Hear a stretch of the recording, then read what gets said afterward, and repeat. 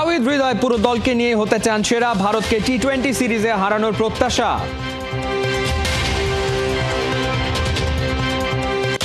পাকিস্তানেই হবে champions trophy, আইসিসির বৈঠকের সিদ্ধান্ত, প্রধান নির্বাহী গণমাধ্যমে জানিয়েছেন এমন তথ্য। বাফুফের সভাপতি পদে নির্বাচন করে হয়েছিলেন বঞ্চনার শিকার, শফিকুল ইসলাম মানিক সালাউদ্দিনের বিপক্ষে লড়বেন আবার। বাংলার তীরন্দাজরা নিয়মিত অনুশীলনের মধ্যে রয়েছে, চলতি মাসে ইউথ টিম অংশ নেবে এশিয়ান চ্যাম্পিয়নশিপে।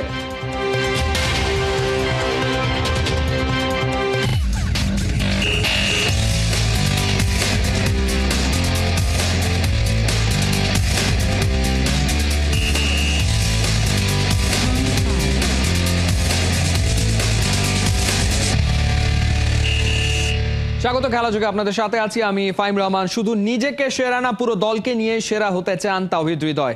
হোম অফ ক্রিকেটে পুরো দমে নিচ্ছেন ভারতে টি-20 সিরিজের প্রস্তুতি। পুরো দল আত্মবিশ্বাসী। পাকিস্তানের বিপক্ষে টেস্ট সিরিজ জয়ের পর এবার ভারতের মাটিতে ভারতকেও টি-20 ফরম্যাটে হারানো সম্ভব বলে বিশ্বাস করেন হৃদয়। নাইয়ান বিন জসিমের রিপোর্ট। দলের মাঝে সেরা হতে চাই না, পুরো দলকে নিয়ে সেরা হতে চাই। ইন্ডিয়ার সঙ্গে ভালো করতে পারলে এমনও হয় না সময় আইপিএলেও ডাক পড়ে যায়।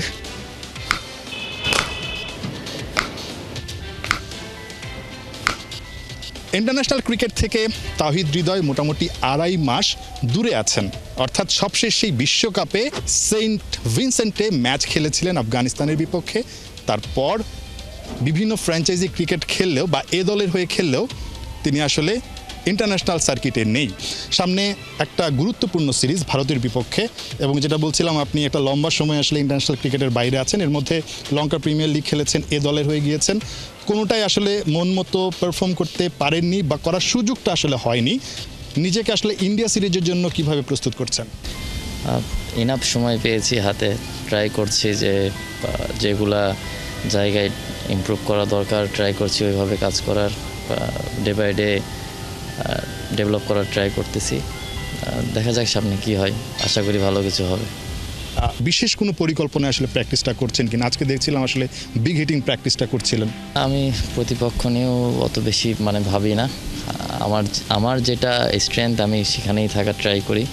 আমার যে জায়গাগুলোয় আরও কাজ করা দরকার ওই জায়গাগুলোই কাজ করছি, এবং আমার যেটা আছে আমি ওটা নিয়ে সবসময় ফোকাস করতে পছন্দ করি। যেটা বললেন যে একটু সময় পেয়েছেন, এই সময়টায় লঙ্কা প্রিমিয়ার লিগে খেলেছেন বা এ দলের হয়ে আসলে গিয়েছিলেন, ওভারঅল পারফরমেন্সটা বা ওইখানে তো আসলে বেশি ম্যাচ খেলারও সুযোগ পাননি, একটু আফসোস কাজ করেছে কিনা যে আসলে প্রস্তুতি ঘাটতি কিংবা আসলে যেভাবে ছুটছিলেন একটু স্লো হয়ে গেছে, এরকম কিছু মনে হয় কিনা? এলপিএলে অপরচুনিটি পেয়েছিলাম, প্রথম ম্যাচে ভালো করতে পারিনি, তারপরে খেলতে পারিনি। লাস্টে একটা ম্যাচ খেলেছি, ওটাও ভালো করতে পারিনি। তো আমার কাছে মনে হয় না যে একটা দুইটা ম্যাচে আমি অনেক নিচে নামাই গেলাম বা এরকম কিছু। তো আমি এখন পর্যন্ত যেটা আমার কাছে মনে হয় আমি ভালো অবস্থানেই আছি, আমি আমার প্রসেসে আছি, যেটা আমার হাতে আছে আমি ওটা নিয়ে সবসময় ট্রাই করছি যে প্র্যাকটিসটা ভালোভাবে মেনটেন করার। আপনি বড় বড় ছক্কা মারতে পারেন, ইন্ডিয়ার মাটিতে ইন্ডিয়ার সঙ্গে ভালো করতে পারলে এমনও হয় না সময় আইপিএলেও ডাক পড়ে যায়, এরকম একটা সুযোগ আসলে তৈরি হয়ে যায়। এটাও কি মাথায় আছে কিনা কোনোভাবে? লং কোনো ফিউচার নিয়ে চিন্তা করতে আমার ভালো লাগে না। যখন যেটা সামনে আসবে তখন সেটা উপভোগ করার ট্রাই করব, এবং ওরকম সময় যদি আসে, যদি ভালো করি, ওপরে একজন আছেন উনি সব কিছু ঠিক করে রাখেন, তো এগুলো নিয়ে চিন্তা করতে ভালোও লাগে না। আমার যে দিন আসবে সেই দিনটাই ভালো কিছু করার ট্রাই করব। টেস্ট টিমটা যাচ্ছে, আপনি তো লাল বলে ডোমেস্টিকেও অনেক ভালো করেন, ভালো খেলেন, আমরা জানি। তা আপনার রানের দিকে বা আপনার স্ট্যাটের দিকে তাকালে বোঝা যাবে 40+ আপনার অ্যাভারেজ। এটা একটু আক্ষেপের জায়গা হয় কি না মাঝে মধ্যে, যে লাল বলেও খেলতে পারছি না, বা আসলে আমি হয়তো বা লাল বলে এতদিনে জায়গাটা করে নিতে পারতাম, এরকম আক্ষেপ কি কোনো কারণে হয় কিনা? না, আমার কোনো কিছু নেই, কখনোই আক্ষেপ জিনিসটা বেশি কাজ করে না, কারণ আমি এটা বিশ্বাস করি যে আল্লাহ যেটা করে ভালোর জন্যই করে। হ্যাঁ, আমার রেড বল ক্রিকেটে এখনও ডেবিউ হয়নি, এটা সব প্লেয়ারেরই স্বপ্ন যে রেড বল ক্রিকেট খেলবে। তো আমারও ইচ্ছা আছে, আমিও খেলতে চাই। হ্যাঁ, যেটা বললেন আপনি যে এখনও আমার অপরচুনিটি আসেনি, কিন্তু আমি বিশ্বাস করি আমি যদি পারফর্ম করতে থাকি একদিন অবশ্যই আমি অপরচুনিটি পাবো। ইন্ডিয়ার সঙ্গে 3টা তো ম্যাচ, 3টা ম্যাচে দলের সবার মাঝে সেরা আপনি হয়েছেন এর আগেও, এবারও কি আসলে সেরা হবার একটা ক্ষুধা আছে কিনা? দলের মাঝে সেরা হতে চাই না, পুরো দলকে নিয়ে সেরা হতে চাই। যদি দল ভালো কিছু করে তাহলে দেখবেন যে অনেকেই সেরা হয়, কারণ যদি আমরা পারফর্ম করি তাহলে দল ভালো করবে, দল ভালো করলে আমাদের নাম হবে, এইটাই। তাওহিদ হৃদয় একটা গুরুত্বপূর্ণ কথা বলেছেন, আসলে নিজে শুধু দলের মধ্যে আসলে সেরা হতে চান না, তিনি পুরো দলকে নিয়ে সেরা হতে চান, অর্থাৎ দল জিতলেই তিনি সেরা, দল সেরা, সবাই সেরা। সেই বিশ্বাসটা নিয়ে, সেই আত্মবিশ্বাসটা নিয়েই ইন্ডিয়ার মাটিতে আসলে টি-20 সিরিজটা খেলতে যাচ্ছেন। সেখানে তিনি ভালো করবেন সেই আত্মবিশ্বাসটা তার আছে। পাকিস্তানের যে টেস্ট সিরিজটা বাংলাদেশ জিতে এসেছে সেটা আসলে বিশ্বাস তৈরি করেছে দেশের বাইরেও বড় দলগুলোকে বাংলাদেশ হারাতে পারে। নাহিয়ান বিন জসিম, ৭১, মিরপুর শেরেবাংলা জাতীয় ক্রিকেট স্টেডিয়াম, ঢাকা। আসন্ন সিরিজের রণকৌশল সাজাতে ব্যস্ত বাংলাদেশ এবং ভারত। টাইগারদের ট্রাম্প কার্ড হবেন কে? সাকিব আল হাসানকে নিয়ে আলাদা করেই পরিকল্পনা করছে ভারত, কারণ বল হাতে সাকিব দুরন্ত ফর্মে। নির্বাচকদের বিশ্বাস ব্যাটিংয়েও ছন্দ খুঁজে পাবেন সাকিব। রহমান পেয়ারের রিপোর্ট। ভারতের মাটিতেও ঐতিহাসিক কিছু করতে সাকিব আল হাসানের অভিজ্ঞতার মূল্য বাংলাদেশ দলের জন্য হতে পারে অমূল্য। কাউন্টি ক্রিকেটে একটা 4 দিনের ম্যাচ খেলে নিজেকে ঝালাই করে নিয়েছেন মহাতারকা। বল হাতে মোট 9 উইকেট তার শিকার, তবে ব্যাট হাতে ব্যর্থ হয়েছেন তারকা অলরাউন্ডার। বল হাতে দুটি ছড়ালেও ব্যাট হাতে ছন্দে নেই সাকিব আল হাসান। ভারত সফরেই বড় রান করতে চান। চলতি বছর 3 টেস্টে করেছেন মাত্র 89 রান। সাকিবের ব্যাটিংটা আসলে ছন্দে নেই, এটা আমি যেটা একটু আগে বললাম যে ফর্মটা খুব ইম্পর্টেন্ট। সাকিব ফর্মে নেই। আবার টেস্ট ক্রিকেট একটা বিষয় কি, ফর্মে ফেরার সময়টা থাকে। এই 2-4-5 ইনিংস দেখে কিন্তু সাকিবকে কেউ রেট করে না, সো আমরাও রেট করতে চাই না। সাকিব একজন অলরাউন্ডার এবং ব্যাটসম্যান হিসেবে ওই পজিশনের প্লেয়ার। জাস্ট একটা ইনিংসের ব্যাপার, সেটা করে ফেলতে পারলে, সময় নিয়ে করে ফেলতে পারে, আমার মনে হয় যে সে তার ফর্মে ফিরে আসাটা সময়ের ব্যাপার। কিন্তু বল হাতে অভিজ্ঞ সাকিব এখনও কাপ্তানের নির্ভরতার নাম। পাকিস্তানের বিপক্ষে ঐতিহাসিক জয়েও নিজেকে করেছেন প্রমাণ। চলতি বছর 3 টেস্টে মোট 9 উইকেট তার শিকার। ভারতের মাটিতে সাকিব হতে পারেন বাংলাদেশ দলের তুরুপের তাস, কিন্তু ওদের বিপক্ষে ব্যাটিংয়ে তার পারফরম্যান্স ভালো না। 8 ম্যাচে মাত্র একবারই পেয়েছেন 50-র দেখা। ভারতের মাটিতে একটাই টেস্ট খেলেছেন সাবেক কাপ্তান। 2017 সালে হায়দ্রাবাদ টেস্টে 2 ইনিংসে করেন 82 ও 22 রান। তবে বল হাতে সাকিব ভারতের বিপক্ষে পেয়েছেন সাফল্যের দেখা। 8 টেস্টে শিকার করেছেন মোট 30 উইকেট, 62 রানে 5 উইকেট, ইনিংসে সেরা। ভারতের মাটিতে খেলা একমাত্র টেস্টে 2 উইকেট নিয়েছেন বিশ্বের অন্যতম সেরা অলরাউন্ডার। পরিসংখ্যানটাকে আরো সমৃদ্ধ করার তাড়না থাকবে তার। রহমান পেয়ার, ৭১। পাকিস্তানকে টেস্টে হোয়াইট ওয়াশ করার পর এবার বাংলাদেশের সামনে টিম ইন্ডিয়া। গোটা দল চ্যালেঞ্জ হলেও টাইগারদের নোটবুকে প্রথম দিকের নাম রবীন্দ্র জাদেজা। বাংলাদেশ মানেই একের পর এক রেকর্ড এই অলরাউন্ডারের। চেন্নাই আর কানপুরেও ব্যতিক্রম হচ্ছে না। ভারতের বিপক্ষে প্রথম টেস্ট জয়ে জাদেজা কেন বাংলাদেশের জন্য হুমকি, জানাচ্ছেন পার্থ বণিক।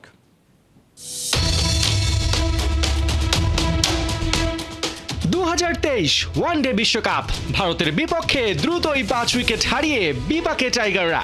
ড্যামেজ কন্ট্রোলে ক্রিজে তখন মুশফিকুর রহিম।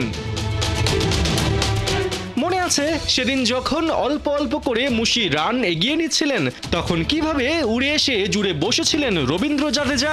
বুমরার বলে ব্যাকওয়ার্ড পয়েন্টে মুশফিকের শট বাজ পাখির মতো ছো মেরে লুফে নেন।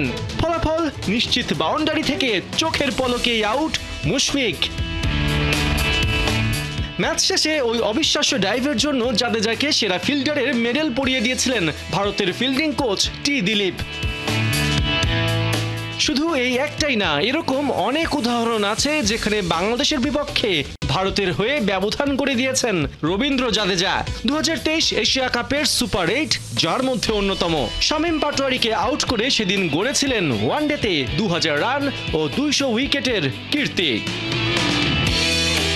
বছর ঘুরতেই এবার জাদেজার সামনে টেস্টে 3000 রান আর 300 উইকেটের হাতছানি। প্রতিপক্ষ সেই বাংলাদেশ, আর 6 উইকেট নিতে পারলেই কপিল দেব ও অশ্বিনের পর তৃতীয় ভারতীয় হিসেবে এই রেকর্ড গড়বেন জাদেজা। সব বাদ দিয়ে যদি বাঁহাতি স্পিনারের হিসাব করা হয়, সেখানেও টেস্ট ইতিহাসে 300 উইকেট নেয়া লেফট আর্ম স্পিনার আছেন মোটে 2 জন, শ্রীলঙ্কার রঙ্গনা হেরাত ও নিউজিল্যান্ডের ড্যানিয়েল ভেট্টরি। এর পরে থাকা ইংল্যান্ডের ডেরেক আন্ডারউড 1982-তে অবসর নেয় জাদেজার সামনে বড় সুযোগ 3-এ ওঠার। চলতি বছর টি-20 বিশ্বকাপে জয়ের পর টি-20 থেকে অবসর নেন জাদেজা। শ্রীলঙ্কা সফরে ছিলেন বিশ্রামে। বাংলাদেশ সিরিজের প্রস্তুতি হিসেবে দিলীপ ট্রফিকে বিবেচনা করা হলেও সেখান থেকেও নাম প্রত্যাহার করে নেন। মাঠের বদলে নিজেকে তৈরি করার জন্য বেছে নিয়েছেন ন্যাশনাল ক্রিকেট একাডেমিকে। জাদেজা কেন বাংলাদেশের জন্য হুমকি হবেন সেই প্রশ্নের উত্তর লুকিয়ে আছে চেন্নাইয়ের ডাস্টি সারফেসে।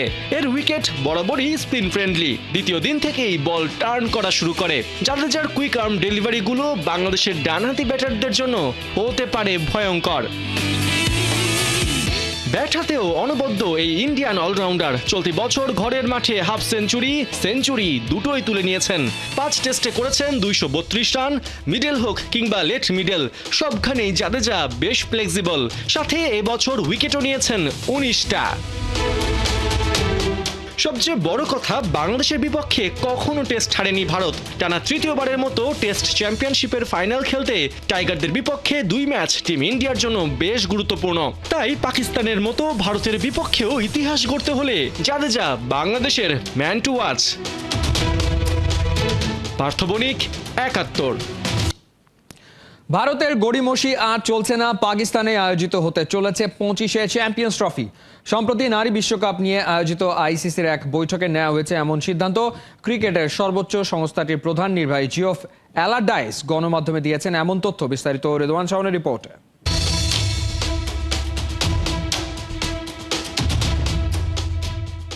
এক চ্যাম্পিয়ন্স ট্রফি নিয়ে নাটকের শেষ যেন মিলছেই না। নেটফ্লিক্সের কোনো থ্রিলারের মতোই বাঁকে বাঁকে তার টুইস্ট আর রহস্যে ঘেরা। পাক ভারত ভূ রাজনীতির ডামাডোলে মাস কয়েক আগেও টুর্নামেন্টের ভেন্যু নিয়ে অনিশ্চয়তায় আইসিসি। তবে এবার যেন কড়াকড়ি অবস্থানে ক্রিকেটের সর্বোচ্চ সংস্থাটি। ভারতের গড়িমসি থামাতে সাফ জানিয়ে দেয়া হয়েছে পাকিস্তানে আয়োজন করা হবে 25এর চ্যাম্পিয়ন্স ট্রফি। 8 দলের এই টুর্নামেন্টকে সামনে রেখে পাকিস্তানের 3 ভেন্যু লাহোর, করাচি, রাওয়ালপিন্ডির অবকাঠামো উন্নয়নে কাজ করছে পাকিস্তান। মাসখানেকের মধ্যেই প্রস্তুত হয়ে যাবে প্রতিটি স্টেডিয়াম, জানিয়েছেন পাকিস্তান ক্রিকেট বোর্ডের প্রধান মহসিন নাকভি। তবে চ্যাম্পিয়ন্স ট্রফি খেলতে রোহিত শর্মাদের বিসিসিআই পাকিস্তানে পাঠাবে কিনা সে ব্যাপারে এখনো নেওয়া হয়নি কোনো সিদ্ধান্ত।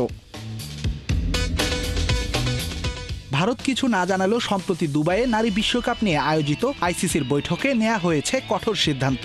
অবসান করা হয়েছে আসন্ন চ্যাম্পিয়ন্স ট্রফির ভেন্যু জটিলতা। ভারত ছাড়া বাকি 7 দলের পাকিস্তানের টুর্নামেন্ট আয়োজন নিয়ে কোনো প্রশ্ন না থাকায় সেখানে আয়োজন করা হবে 8 দলের এই মেগা ইভেন্ট, জানিয়েছেন আইসিসির প্রধান নির্বাহী জিওফ অ্যালারডাইস। পাকিস্তান থেকে চ্যাম্পিয়ন্স ট্রফি অন্যত্র নেয়ার কোনো পরিকল্পনায় নেই বলে সাফ জানিয়েছেন এই কর্মকর্তা। অংশ নেয়া 7 দলের সাথে কথা বলেই নাকি নেওয়া হয়েছে এমন সিদ্ধান্ত। অতীতে পাকিস্তানে নিরাপত্তা জটিলতা থাকলেও তা এখন কাটিয়ে উঠেছে দেশটি। আর চ্যাম্পিয়ন্স ট্রফি আয়োজনের সক্ষমতা পাকিস্তানের আছে বলে আশাবাদী আইসিসি। 25এর চ্যাম্পিয়ন্স ট্রফি পাকিস্তানেই অনুষ্ঠিত হবে। এই টুর্নামেন্ট পাকিস্তান আয়োজন করবে এমন সিদ্ধান্ত হওয়ার পরই আইসিসির একটা টিম দেশটিতে সফর করেছে। চ্যাম্পিয়ন্স ট্রফি মাঠে গড়ানোর আগে আরও একবার সফরে যাবে আইসিসির কমিটি। এদিকে আসরটি সামনে রেখে পাকিস্তানের 3 ভেন্যু সংস্কারের কাজ শুরু হলেও নিরাপত্তার স্বার্থে ভারতের ম্যাচগুলোকে রাখা হয়েছে শুধুই লাহোরে। তবে আইসিসির ওপর ছড়ি ঘোরানো ভারত কি এমন সিদ্ধান্ত এত সহজেই মেনে নেবে, নাকি পরিস্থিতি ঠান্ডা রাখতেই ফাঁকা গুলি ছুড়েছেন আইসিসির প্রধান নির্বাহী। রেদওয়ান শাওন, 71। সবশেষ 2020 বাফুফে নির্বাচনে সভাপতি পদে কাজী সালাউদ্দিনের বিপক্ষে নির্বাচন করে হয়েছিলেন বঞ্চনার শিকার। তবে লেভেল প্লেইং ফিল্ড পেয়ে আবারও নির্বাচন করতে চান সাবেক ফুটবলার এবং কোচ শফিকুল ইসলাম মানিক। কাজ করতে চান দেশের ফুটবলের উন্নয়নের সাথে। এবারে সভাপতি পদের প্রার্থিতায় থাকতে পারে চমক। মেহেদী নাইমের রিপোর্ট। গত নির্বাচনে প্রথমেই যেটা স্বচ্ছতা হারিয়েছে সেটা হলো যে আমি যখন সাবমিট করি, নমিনেশন পেপার সাবমিট করি, তারপর থেকে আমার কাছে ফোন আসতে থাকে এবং প্রধানমন্ত্রীর দপ্তর থেকে ফোন আসছে। সালমান এফ রহমান সাহেব আমার সাথে কথা বলতে চেয়েছে, আমি অ্যাভয়েড করেছি। এবং দ্বিতীয়টা আসছে এনএসআই থেকে আমার কাছে ফোন আসছে, ওইটাও আমি কোনোভাবে কনভিন্স করার চেষ্টা করেছি। তো এই যে প্রেশার একটা দেওয়া, নির্বাচনে দাঁড়ালেই প্রেশার, এটা একটা বাস্তব। যাদের ক্ষমতা আছে বা যাদের মনের শক্তি আছে তারা হয়তো টিকে যায়, যাদের শক্তি নেই তারা হয়তো বসে যায়, এবং অতীতে তাই হয়েছে। আমি হয়তো বসি নাই, কিন্তু আমি না বসার কারণে যে প্রক্রিয়াটা তৈরি করেছে সেটা হলো অসুস্থ বাদল রায়কে নিয়ে তারা গেম খেলেছে, যেই গেমটা আমার বিপক্ষে গেছে। সিন্ডিকেটের বেড়াজালে প্রচ্ছন্ন ছিল বাফুফের নির্বাচন। এবার সেই জাল ছিঁড়ে গেছে। লেভেল প্লেয়িং ফিল্ড দেখে একপাক্ষিক নির্বাচন করে আসা স্বৈরাচারী কাজী সালাউদ্দিন শেষ পর্যন্ত নির্বাচন করবেন না এমন গুঞ্জন সময় যত ঘনিয়ে আসছে তত বাড়ছে। 2020 সালে শেষ মুহূর্তে বাদল রায়কে চাপ দিয়ে বাফুফে নির্বাচন থেকে সরিয়ে দেওয়া হয়। সত্যি খুব কষ্টের সময়গুলো ছিল, মানে সালাউদ্দিন ভাই তো অল ইন অল ছিল, এটা তো স্বৈর শাসক বলা যায়। এখানে সালাউদ্দিন ভাইয়ের এগেনস্টে কেউ যাওয়া মানে সেখানে কেউ থাকতে পারবে না। শেষ পর্যন্ত সভাপতি পদে লড়ে গেছেন সাবেক ফুটবলার ও কোচ শফিকুল ইসলাম মানিক। এবারও তিনি নির্বাচন করতে চান। আসন্ন নির্বাচনে আমি ইনশাল্লাহ আবারও অংশগ্রহণ করব। আমি ফুটবলের জন্য কাজ করতে চাই, বিকজ আমি আমার এত বছরের অভিজ্ঞতা কোনো না কোনো ক্ষেত্রে দেশের জন্য আরও কিছু সহযোগিতার হাত বাড়িয়ে দিতে পারি কিনা সেই চেষ্টাটাই আমি করব। হাসিনা সরকারের পতনের ঠিক আগ দিয়ে এজিএম করে কাউন্সিলরদের হাত করেছেন কাজী সালাউদ্দিন সালাম মুশকিদিরা।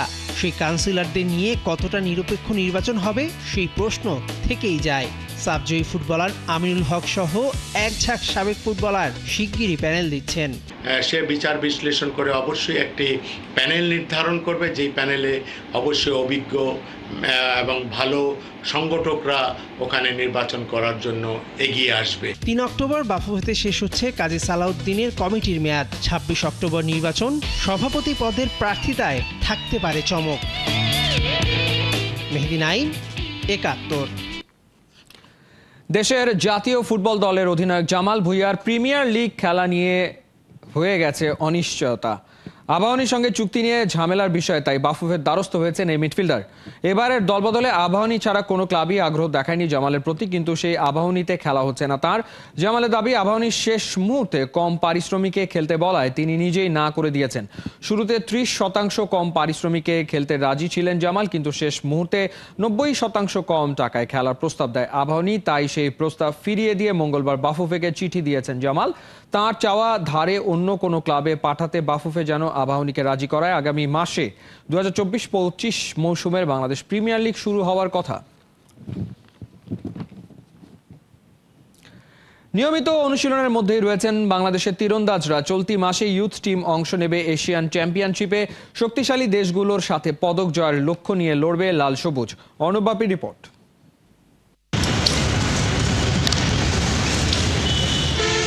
ধনুকের খেলায় বিশ্বজয়ের স্বপ্নে বিভোর আর্চাররা। প্রতিকূল পরিস্থিতির মধ্যে কিভাবে লড়াই চালিয়ে যেতে হয় সেটা ওদের ভালোই জানা।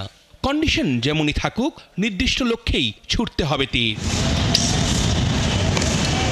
এই কৌশল রপ্ত করার সাথে সাথে মানসিকভাবেও ওরা অবিচল। নিজেদের অনুশীলনটা নিয়মিত চালিয়ে নিতে পারছেন বলেই ইউথ চ্যাম্পিয়নশিপে ভালো কিছু করার স্বপ্ন দেখছেন কোচ, খেলোয়াড়রা। আমাদের ফেডারেশন চলমান প্র্যাকটিস করতেছে, এমনকি আমাদের গেমে নিয়ে যাওয়ার জন্য যতটুকু ফ্যাসিলিটিস দরকার আমরা সবটুকুই পাচ্ছি। এটাই সত্য যে এশিয়ান সাইডটা অনেক বেশি হার্ড, এবং আলহামদুলিল্লাহ যে আমরাও কারো থেকে কম না, আমরাও বাংলাদেশ অনেক বেশি হার্ড এশিয়ান সাইড আমরাও পড়ি। Now happy to go to the Asian Championship, so and I aim for podium place. Also the other have options, so we are a little team but strong team. রাজনৈতিক পট পরিবর্তনের পরে অনেক federation কর্তাই রয়েছেন আড়ালে। মাঠের খেলাধুলার শুরুর কোনো লক্ষণই নেই। সেখানে ব্যতিক্রম এই আর্চারি, যেই ডিসিপ্লিনটা দেশের জন্য ছিনিয়ে এনেছে একের পর এক সাফল্য। টানা 2 বার অলিম্পিকে সরাসরি খেলার যোগ্যতা অর্জন করার পাশাপাশি সাউথ এশিয়ান গেমসে 10-এ 10 সহ রয়েছে আন্তর্জাতিক আসরে অসংখ্য পদক। অর্জনই আর্চারির সব থেকে বড় শক্তি। আমরা মাঠে আছি সবসময়, যে কোনো প্রতিকূলতার মধ্যে আমরা কিন্তু আমাদের ট্রেনিং, করোনার মধ্যে কিন্তু আমরা ট্রেনিং করেছি। সবাই ভয় পেয়েছে, কিন্তু আমরা ওইভাবে প্রোটেকশন দিয়ে কিন্তু আমাদের, এবং আমরা রেজাল্টও পেয়েছি। আমাদের প্রতিটি সভাপতি থেকে একদম আমাদের অফিস পিয়ন পর্যন্ত আমাদের একরকম একভাবে চলেছি, যাতে করে আমাদের কোনো দিক দিয়ে কোনো প্রতিকূলতার সৃষ্টি না হইতে পারে। আমরা চেষ্টা করেছি, অসাধ্য চেষ্টায় আমাদের সফলতার মূল শক্তি। এই খেলাটাকে নিজেদের ক্যারিয়ার হিসেবে বেছে নিয়ে লড়াই চালিয়ে যাচ্ছে তীরন্দাজরা। ফেডারেশন কর্তারাও চেষ্টা করে যাচ্ছেন সব ধরনের সুযোগ সুবিধা নিশ্চিত করার। লক্ষ্য একটাই, দেশের জন্য গৌরব বয়ে আনা। অর্ণব বাপি, ৭১। চলছে খেলাযোগ, সরাসরি সংবাদ অনুষ্ঠান দেখতে চোখ রাখুন ৭১-এর ফেসবুক পেজ এবং সাবস্ক্রাইব করুন ৭১-এর ইউটিউব চ্যানেল। ৭১-এর সাথেই থাকুন।